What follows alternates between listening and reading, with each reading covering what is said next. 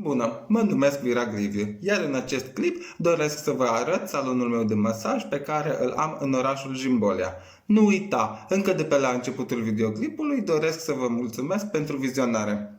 Până una alta, nu uitați să respectați în continuare măsurile de restricție impuse de autorități, iar dacă vom trece cu bine și numărul de cazuri de îmbolnăviri cu noul virus nu vor crește considerabil, vom putea spera la o relaxare a restricțiilor. Până atunci vă doresc vizionare plăcută!